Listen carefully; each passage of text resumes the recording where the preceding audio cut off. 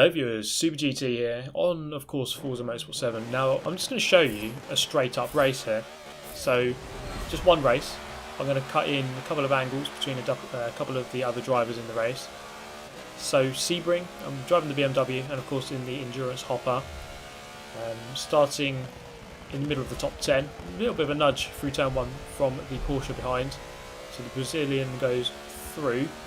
Now on the right hand side here, FTR Legends in the Porsche RSR.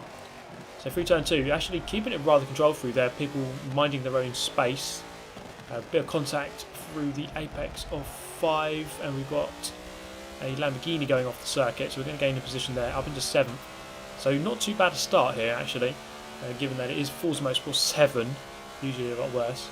So coming down into the hairpin, let's see how this goes. Normally going to be a really bad pinch point, quite a lot of cars going in here. Brazilian up the inside, causes a bit of contact. I'm just going to get the run on the exit up the inside, up into 4th position. So that was a lucky little run there. I could see it just sort of bunching up through the apex of the hairpin. With that many cars that close, it's very difficult for everyone to kind of get through there very cleanly. And the Brazilian up ahead kind of just went a little bit too hot, caused a bit of contact, but he's up into 2nd with now FTR Legends on his tail. As we go through turn 13 and then power out of this corner towards Bishop Corner, the run around to turns 15 and 16 at the end of the Sebring lap. So 9 laps on offer here with of course the one quick stop to do. So tricky section as proven here by the Brazilian as he gets a little bit out of shape through 15, up the inside then into 16. Got the job done up into 3rd place. The gap opening up slightly to 1st and 2nd, so we've got RBM Scorpion out in the lead at the moment, driving the Aston Martin GT3, and then we have FTR Legends who has had a good lap. He started behind us I think, and now he's got ahead of us up into 2nd, so that's not a bad lap by me either, up into 3rd, of course making the most of the carnage at turn 7 hairpin. Of course that's kind of the way that this game goes. It's not always about just outright speed, you kind of just got to steer clear of that trouble on lap 1. And this time just about managing to do that. So through the apex of 1, plenty of people going in for their pit stop already.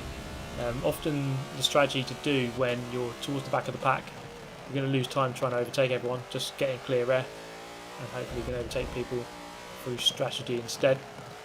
So the turn 3, 4 and 5 complex here, fairly tricky to get right, although this BMW really good on handling. It's tuned by me, so you know obviously I'm bigging myself up. But I would say overall around the lap here I'm still lacking about half a second to the 2nd, so I think it's lacking in top end. So good round the corners, but I will struggle when you get to the straights, and around Sebring there's quite a lot of them. Even this section here out of the hairpin towards turn 10, just coming up here, even that section is fairly long, and you've got quite a lot of these sections throughout this circuit. So power is definitely important around here. Handling, of course, through these tight, twisty sections, still playing its part. So settling into 3rd place, you see I'm not really making an impression on the top 2. They are battling now though, which could help us. It's very hard though in a race where you've got some good drivers to totally rely on them just battling for the entire time. If you've got a speed deficit, I mean if you're off the pace by a second a lap or half a second, you probably won't beat them unless they really do absolutely full-on murder themselves, but that awaits to be seen. I mean these are some good drivers here. It's probably not going to happen. So onto the back straight, just checking behind. Always good to know the gaps forward and backwards. Just keep tabs on the situation, just monitoring what's going on as the race develops. So through the final corner, hitting the apex quite nicely. As we round out the 2nd lap, we're just going to click forwards here and have a look at how FTR Legends is getting on. So this is Legends, beginning of lap 3. So he's driving the 911 RSR, and he's up behind RBM Scorpion, who's driving the Aston Martin. Sorry, not driving the Aston Martin, he's driving the Jaguar. I do stand corrected on that one, but if he is British, if that's close enough. So through turn 5, and they're both pretty close, although it did look like Legends here in the Porsche did catch up rather quickly to the back of Scorpion in the lead, so he may well be looking for a way past into the hairpin. Looking for that 300 board, it looks like. That's a very good braking zone. Missed the apex slightly, but it doesn't always lose you a huge amount of speed as long as you keep it clean. You can see here, just skipping back to me momentarily, the gap still hovering around about a couple of seconds. I can't quite keep up. So that Jaguar extending the gap into turn 10. This sequence here can be very difficult to get right. So the left of 11 here, very easy just to lift off slightly if you get the line wrong. Obviously it's ideal to try and get the power on the entire time. And through turn 13, quite a crucial corner because again it leads onto this kind of medium length straight section onto the final sector. So as we wind around to the left, spotting our braking zone pretty much just as the grass starts normally. The Jaguar a little bit wide through turn 15, into 16 is going to kind of compromise this line. And onto the back straight, they're going to see which car is quicker. Of course, the slipstream of this game doesn't really have too much of an effect, so it's pretty much just a straight drag race between the two cars, which one is the quicker in a line, as a slipstream basically has no effect. At the end of the straight, you see here just how much he catches up, and I think Scorpion went slightly defensive at the last moment. He's compromised his exit. Legends is going to nip up the inside, take full advantage of that situation. Good driving by both of them, I think. Well, I mean, Scorpion obviously made a slight mistake to leave the door open, but he had to kind of think, he had to cover the option. Does he defend or does he not? So this occasion, just going for that defence, and it did quite pay off for him. He's still got 6 laps here though to go about overtaking him back. So back with me, a little bit further back, you see I'm still not really catching despite the top two battling. Into turn 5 and have a look at the battle behind. It's always actually interesting to watch this perspective of other people who are kind of trying to battle with you, to kind of see how you are driving from someone else's perspective. So, quite interesting to kind of watch how it goes. So we have Slash Crusher here in the Jaguar, and we have RBM GY in the Aston Martin just in front, and it's actually getting very cosy between the two of them as we wind around turn 9 towards turn 10. The Aston Martin going defensive, so he's definitely wary of the Jaguar's position into 11, and he's just going to have to back out before the Aston Martin cuts across. Very close indeed, but I think good racing between the two of them, aware of each other's position, and they just about gave each other enough space. Now this is something about Forza, or about racing in general really. But I think especially in Forza, when you're in a race like this with people who you know are good, you can push them to the limit a lot more. But then when you're in a standard hopper against people who aren't quite as skilled, and there's nothing wrong with being less skilled, but you have to give them more space, so you can't quite push people to the same kinds of limits as you can in this race where you know the people and you know how good they are. So that's something to definitely think about. I think sometimes I do go into a normal hopper and I really push someone to the limit, and a really good driver would be able to understand what's going on, but someone who's not quite used to the game would not really understand what's going on there. So you do have to be careful of that. So for the final corner, you can see just at the end of that straight, they did both kind of reel me in slightly, but then I get really good traction and drive through that final corner. So just about pull away on the exit, and then at the end of the straights again, they can pull me back in as we go through turn 1. So they do get close to me at the end of each straight, so that's something to think about, as now the Aston Martin gets a poor run on the exit of turn 1. Jaguar up the inside, quite conservative on the brakes, could have braked a little bit later I feel, so the Aston Martin's going to keep that position. Feels as though he could have kind of controlled that corner a little bit better by braking a little bit later and just running the Aston Martin a little bit wide to make him think twice about going around the outside. He's going to have come back here for another attempt into the hairpin. The Aston Martin goes defensive on the inside line, which is the right thing to do. And the Jags are going to have to go around the long way round at the hairpin, which is basically impossible. Doesn't quite go on the power as soon as he'd like, and he loses quite a lot of momentum. So this battling is actually helping me quite a lot as we go on to lap 5. This is halfway through lap 5, so pretty much halfway through the race. So that battling between the two behind is helping me quite a lot as I make a mistake there on the brakes into turn 10. It isn't really my best race, but I think in some of these races, as long as you drive fairly well, or as long as you drive consistently and don't make too many big mistakes, then you may well be okay. So I think I do sense that these cars behind are slightly quicker, but if I can just put myself in the right position at the right time, get good drive off the corners, it's very hard for them to actually overtake me. they're going to have to rely on getting really close to me at the beginning of a straight so that they can actually sail by the end. But if I get good traction and good drive like I did there, through turn 16, it protects me at the end of the straight. You see that gap opening up, and it's too big a gap, I think, for them to overcome by the end of the straight. It is a long straight, but it's not that long. It's not long enough for them to get that kind of gap back.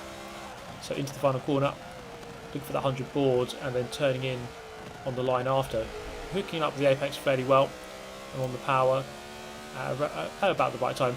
Pretty much when you start hitting the apex, of course you do have to watch out for the bumps as you go through there. So looking behind, the Aston very close now. So you can see there again reeling me in as we go into the braking zone at turn 1. So he just needs to get quite close basically through any of the corner sections before we get onto a straight line, and then he can use his extra straight line speed to kind of just sail by as if it's a DRS pass into one of the next corners. You can see again through that turn 3 to 5 complex, the BMW is just planted. It's absolutely planted. It just has so much grip and it's easy to drive. It doesn't really slide around too much. So I think about going defensive. Just make a think twice about really sending a move up the inside.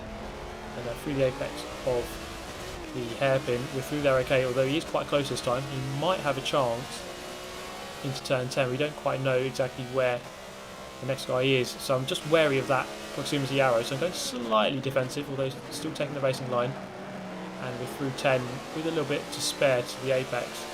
We're just giving the position through turn 11. With the BMW again planted, it's okay. Into turn 13, very tricky corner is a tower. I'm just going to clip the curb, which can unsettle the car, although this BMW very planted. The Aston kind of matches me there through that corner. I'm seeing that proximity arrow glow ever more orange, so I can tell that he's getting very close. Looking for that move, not the best place to do it. But through this sequence, you can see just how good that BMW is. It's absolutely planted, so much grip available, and he just quite simply can't match that. So that was a good little sequence, and it's a good defence. The best defence is speed, and I've got away from him. So again, that gap is just too big for him to reel in. He's not quite going to be able to do it into the final corner. He goes in narrow. He might have been going defensive to Slash Crasher, who has just recovered maybe after having a bad couple of laps. So again there, that gap just opens up through the corner, and he can't quite get the move done. There he is, there is Slash Crasher. He must have got a very good run through the final corner onto the main straight. Up the inside, it's a good move on the brakes around about the same time. And Slash is giving him plenty of respect, plenty of space, but then eventually through the apex with the shorter line on the inside line does get through. So now my challenge is going to turn from the Aston to the Jaguar. So the battle here is still for third. First and second are still long gone. I don't think we're going to quite catch up to them before the end of the race. They are going into the braking zone for the hairpin now. That's how far ahead they are. So over 1,000 feet. So I think third place might be the best we can achieve in this one. Down into the hairpin, down in the first gear. A little bit wide of the mark, but we're okay. Still drive out of there okay. As long as you don't get wheel spin on the exit, then you should be good. So the Jaguar still behind, just going into turn 10, looking for that 300 board. There it is, on the brakes nicely, down into second gear. And now the battle's going to kind of resume here. So these two seem kind of glued to each other, and this is helping. It's helping me to pull away. So I feel as though if they kind of work together and stop battling each other, or stop making so many mistakes, then they probably could get past me. But as it stands here, they're fighting each other way too much, and it's kind of hurting their chances a lot more. So into the final sequence once again, turn 15 here, and then towards 16. The final corner before the back straight. So of course a very, very important corner on the lap. Going into the final corner, one of the best overtaking opportunities on the lap. He's tucked right into that slipstream. You can see which car he's the quicker of the two. And actually seem very evenly matched as you head into the braking zone. There it is. I think they're pretty much exactly the same, although they are both better than I am on that straight. So both through the final corner okay, and he's going to bail out into the pits, so that's perhaps a good decision. So we do have to do that one pit stop of course, and now that I'm on lap 8, I'm going to have to take it at the end of this lap. I'm going to fast forward here. This lap kind of went by without incident, a little bit wide at the hairpin. But then coming up towards the final corner, you see that the Lambo sorry, the Jaguar very close indeed. We're going to cut to his perspective. Here's the final corner, not quite able to go for that move. You see again, I'm just about in the right place at the right time, and he can't quite do anything about it. And going to take that wide line for maximum speed as we dive into the pits. There we go. And the Jag going to go for a casual overtake through me. Now we're going to check out where our BMG UI is. There he is on the exit. He's just going to get past me, so he's clearly had a good lap on that previous lap, and that's all it takes. Just to have one good lap, which is better than people who go into the pits or don't pit, and then you've got past them. And that's as easy as it gets. Like, you know, an undercut, nothing to do with tyres, but it's just have a good lap while you're in free air, and then you should be able to get past. And he's done that. So I'm down into 4th now. We do have this guy, Ramos, in the Lamborghini, who has kind of joined the battle. So there's a 4-way battle here for for 3rd. First and second are long gone. So 3rd place still to be decided, although, if I'm honest, I'm not sure I can quite keep up with Aston Martin unless he makes a mistake. Although at the moment it looks like I'm going to be the one making the mistake on the exit of the hairpin. So now the Jaguar right behind me. So I'm definitely wary of his position. I'm going to go defensive. He's going to move to the left. And I'm just going to cover him off into turn 10, go a little bit deep. Now coming into turn 11, there's contact between the two of us, and I'm going to slide around, I'm going to get pushed off, and I'm down in the grass, in the barriers, down into 6th position. And well, what the hell happened there? It looked, I mean, to be honest, it looked like one of those incidents where the other player can't see you, they're not synced with you, because his car wasn't affected by it. So it was really strange, because we've been racing for this entire race, so it's almost unbelievable that he couldn't have seen me that entire time. But then I kind of I'm trying to review the entire race and think, could he actually see me for that entire time or not? But that looked unusual. I don't think he did it deliberately. It looked like, you know, it was just one of those desynchronization issues where you can't actually see my car. But anyway, into the final corner, Ramos is going to go for the move, and there's contact. He kind of goes south for some reason, and he's through up into 4th. It didn't look like the cleanest moves to me, so Slash might be a little bit hard done by there with that move. So Ramos up into 4th on the last lap. And then I come around, and I'm going to finish naturally in 6th position. There it is. How about it? Now there we go. I hope you enjoyed the race. I think it was a good one actually. It was actually fairly static, as in I stayed in the same position for most of it in 3rd. But it was quite exciting to see, you know, the way that it panned out with the guys battling behind and how they couldn't quite get past me. So something a little bit different. But do let me know your thoughts. Let me know if you enjoyed it. If you did, of course, smash the like button and subscribe for more. I hope to see you in the next one, guys. Thank you very much for watching. As always, goodbye. Listen.